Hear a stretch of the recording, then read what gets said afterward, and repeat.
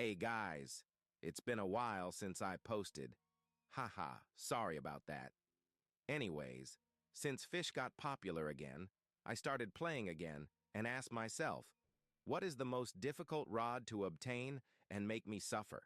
And the answer to that is the fabulous rod.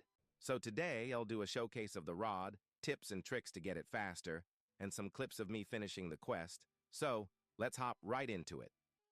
I forgot to mention this, but to actually start the quest, you need level 1000 and have Calm Zone unlocked to speak to the fabulous deity.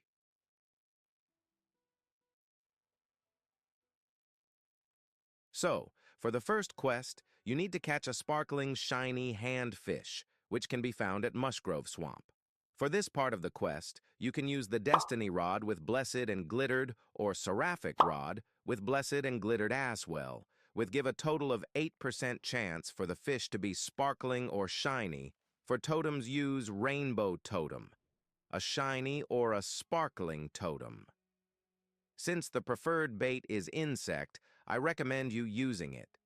For the sunken mutated shark, you will need sunken rod, which can be found on sunken chests around the map, and since the owners are so nice, now if you open 50 sunken chests, you can get the sunken rod guaranteed, so it's way easier now for you guys.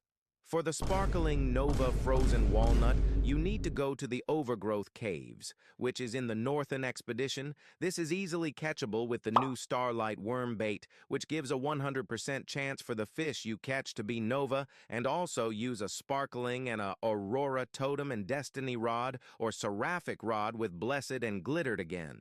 All of these steps will significantly buff your odds on getting the walnut. So let's get started on the second quest. For the second quest, I recommend using a high luck rod, like the Onirifalx, Polaris Serenade, Electric Guitar, or Ruinous Oath.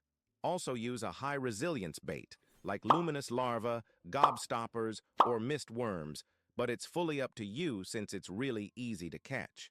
Not really much of a secret here, it's just really time-consuming.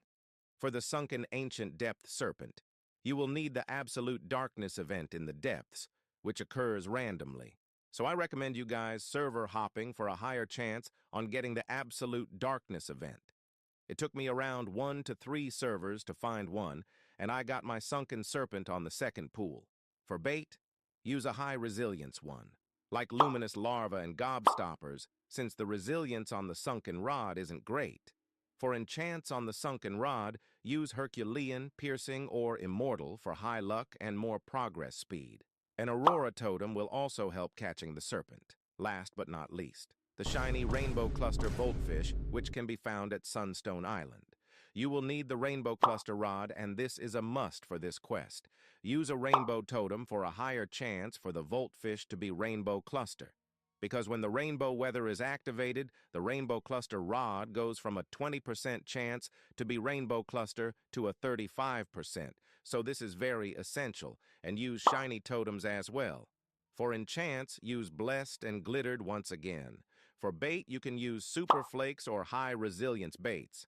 I prefer Super Flakes because apparently Voltfish likes it, so I can reel him in faster. Here, things start to get a little harder. So, for the sunken spectral serpent, which can be found in the brine pool, I recommend Luminous Larvas and Gobstoppers once again for that easy catch. Also, the invincible enchant on the sunken rod is 100% necessary, or else you won't be able to fish in the brine pool. Same thing for the 3 sunken brine phantoms. They just take a while to show up.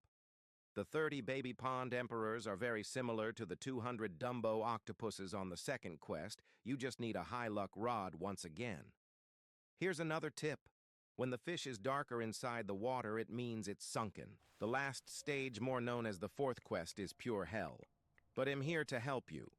For the shiny Rainbow Cluster crystallized sea dragon, which can be found in Calm Zone, for this, you need to use the Rainbow Cluster rod with Blessed and Glittered again.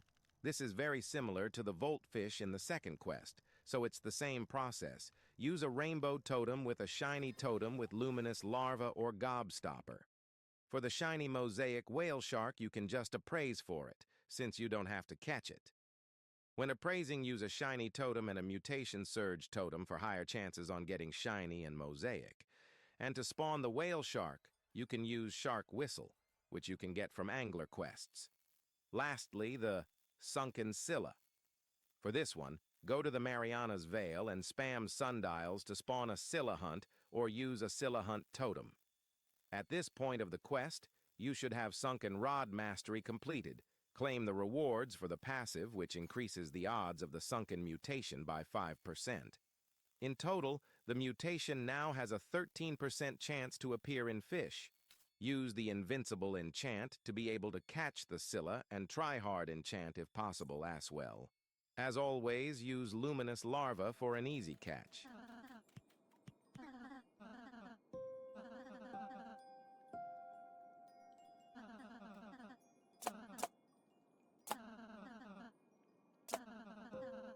And boom! Now you have your fabulous rod.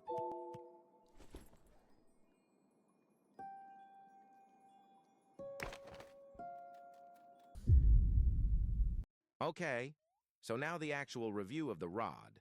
Looks definitely 10 out of 10. Passive could be better, so a solid 7 out of 10. Stats are decent. I think it just needs more control, 8 out of 10. Mutation is really good, staying at an impressive 9.3x after the huge nerf. So it's a 9 out of 10.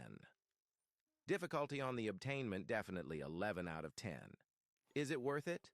Well, if you got a bunch of free time, then probably still not, but I guess it's a flex. If you actually have a life, then no, absolutely not worth it. I think that it still needs a buff because the rod isn't that great at all, like more control, resilience, and more luck. But this is only my opinion.